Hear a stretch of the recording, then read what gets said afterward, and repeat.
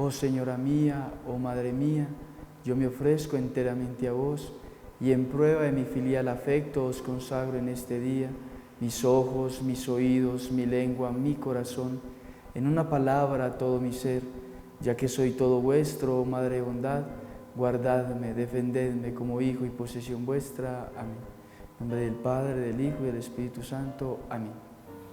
Muy bien, queremos hablar de un tema muy importante y es un dogma mariano que la Iglesia enseña y nos quiere dar muchas enseñanzas a través de este dogma. Este dogma es demasiado importante. Es el dogma de la virginidad perpetua de María, de la Madre de Dios. Este dogma es fundamental en nuestra fe cristiana, en la Iglesia católica, porque de este dogma se van a desprender otros temas doctrinales donde evidentemente es necesario aclararlo. Entonces, ¿qué entendemos nosotros los católicos por virginidad perpetua, la virginidad perpetua de la Virgen María? Entendemos de que la Virgen María, por gracia de Dios, le ha concedido la Santísima Trinidad la corona de la virginidad. Es decir, que la virginidad perpetua es una corona dada por la Santísima Trinidad a la Virgen María. ¿De qué se trata esta corona? De que la Virgen María siempre permaneció en su mente, en su corazón y en su cuerpo virgen. Ahí damos a entender de que la virginidad perpetua se puede entender en estos tres conceptos. Estos tres sentidos entonces son supremamente importantes para entender la virginidad perpetua de la Virgen María, y así nos lo enseña la Iglesia. Primero, la virginidad de mente. La virginidad de mente es un propósito siempre en la mente de la Virgen María por la virginidad, es decir, la Virgen María nunca consintió un pensamiento impuro, nunca tuvo un mal pensamiento, siempre la Virgen María, como ella era inmaculada, en ella no está la concupiscencia, es decir, esa inclinación desordenada al mal, al pecado. Ella podía mantener intacta en su mente la pureza que había recibido de Dios en la Inmaculada Concepción.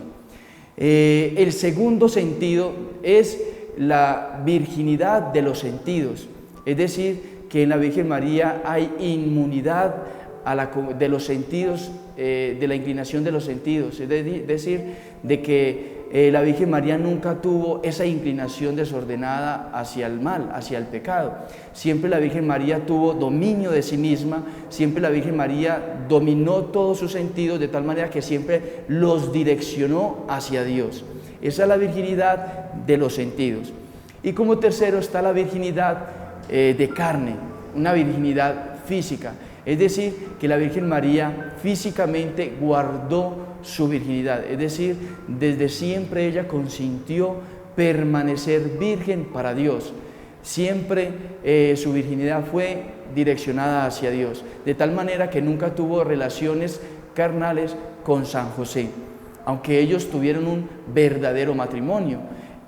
La Virgen María y San José tuvieron verdadero matrimonio, pero consagrados a la virginidad por un propósito y un ideal de Dios, con un propósito de ser la Virgen María la que iba a traer el Mesías. En ese aspecto se entiende la virginidad, generalmente.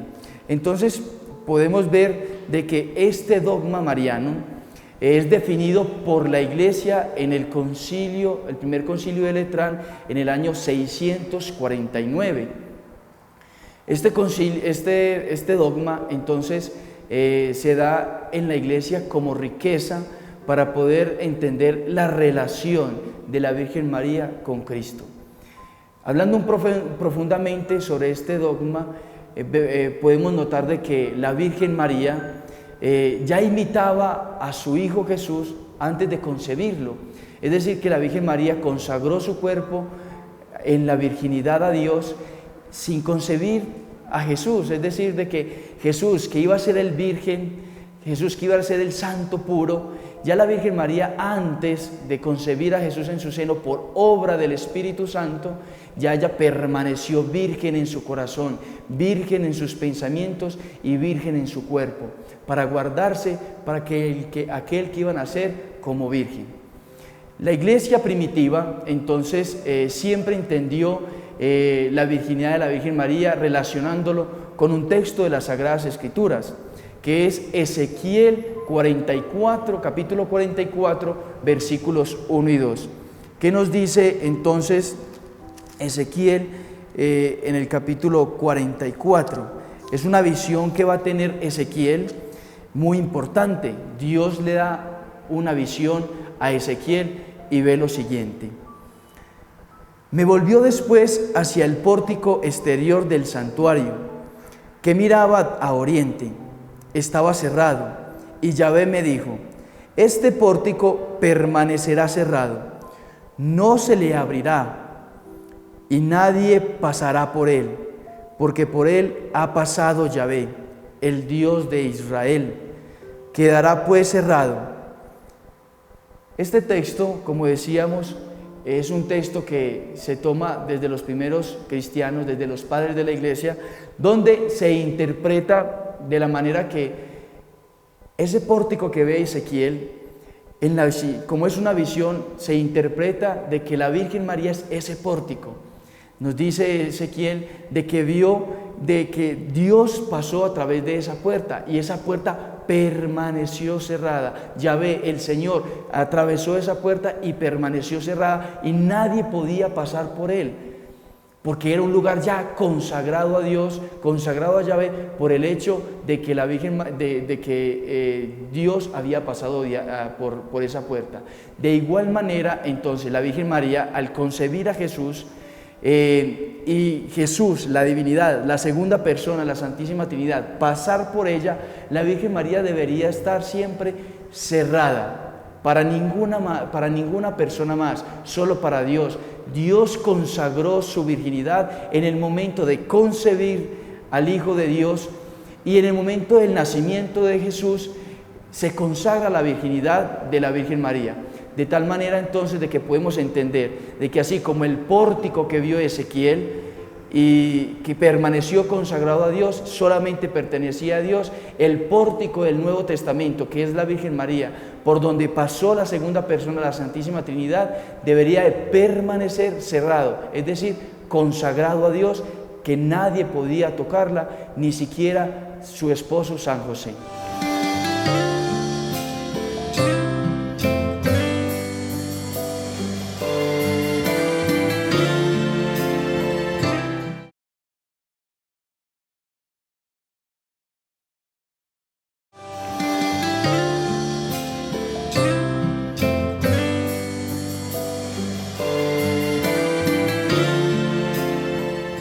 Como venimos diciendo entonces, la Virgen María es la consagrada de Dios, su virginidad permaneció consagrada. Entonces vamos a ver desde el punto de vista bien o por tres partes importantes este dogma. La Iglesia entiende por virginidad perpetua en estos tres sentidos: en la virginidad antes, en la virginidad durante, en el momento del parto, y virginidad después del parto. Esta virginidad perpetua en estos tres sentidos, entonces la Iglesia siempre lo ha definido, y en su magisterio el Papa, como decíamos ahora, el Concilio de Letrán en el 649, el Papa Pablo IV, lo mismo el Papa Pablo VI, la misma Lumen Gentium del Concilio Vaticano II nos habla de esta virginidad perpetua, a lo cual se llama la Virgen María. Entonces podemos ver en estos tres sentidos. Vemos entonces que San Irineo de León, por ejemplo, decía: era necesario que en la restauración de Adán por Cristo, la desobediencia virginal de Eva fuese desvirtuada y suprimida por la obediencia virginal de María. Miren lo importante que nos está diciendo San Irineo. Nos está diciendo de que así como la virginidad se perdió con Eva, había que restaurarla y suprimir esa desobediencia virginal. ¿Por cuál? Por la virginidad obediente de la Virgen María. También nos va a decir San Jerónimo: Cristo virgen y María virgen consagraron los principios de la virginidad de ambos sexos. En este sentido de restauración, de una nueva creación, porque Adán y Eva pues habían, por desgracia para todos los seres humanos, perdido la gracia santificante. Entonces viene la restauración hecha por Cristo, y como partícipe de esa restauración la Virgen María con su virginidad, de tal manera que podemos participar también nosotros de esa virginidad. Y San Agustín dice: si con el nacimiento de Jesús se hubiera corrompido la integridad de la madre, no habría nacido de una virgen, y por tanto toda la Iglesia profesaría falsamente que había nacido de una virgen. Es decir, y aquí con esto de San Agustín me quiero introducir a estos tres aspectos que les comentaba.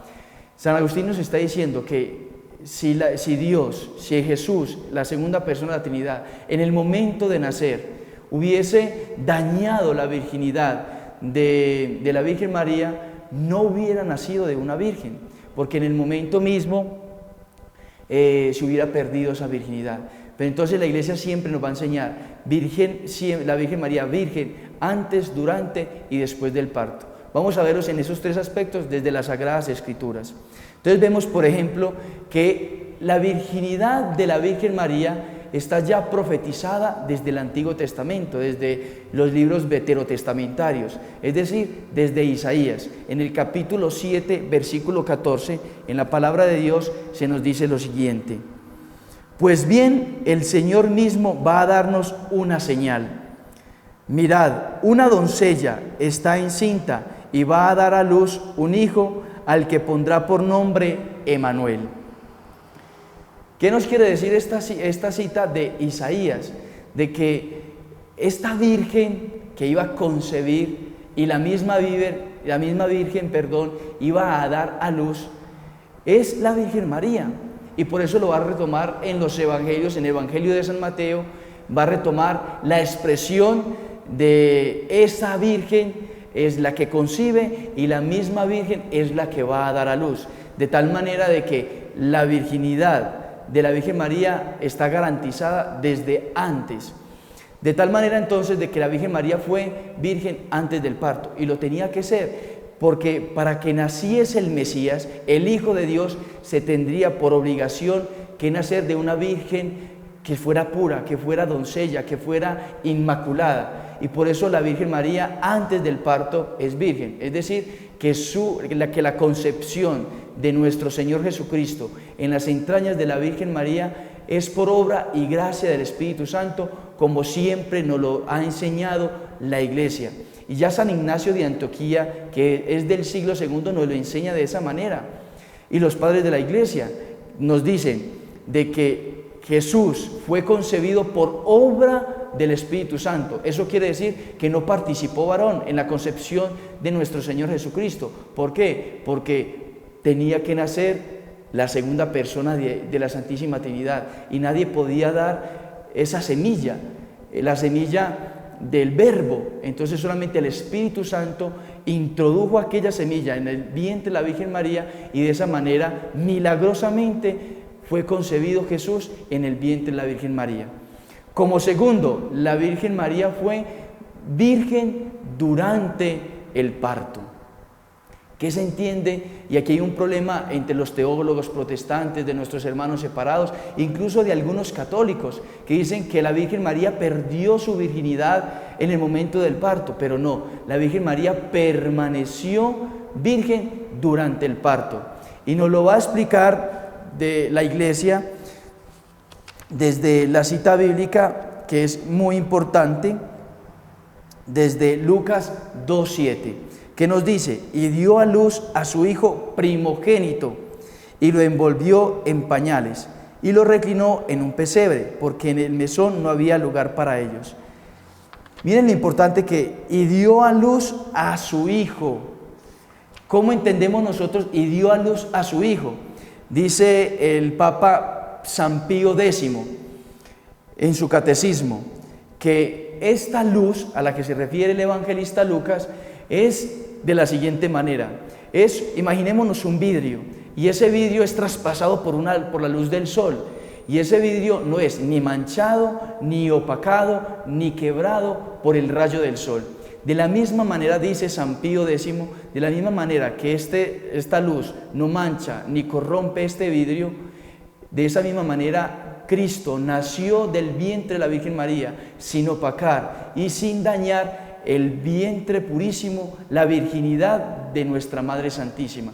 De ahí que nosotros tenemos que considerar, porque la Iglesia nos lo enseña, porque la razón nos lo ilumina, de que la Virgen María fue durante el parto virgen, en el momento en que es nacido Jesús, es nacido de manera milagrosa, de manera extraordinaria, para que entonces nosotros tengamos ese concepto claro.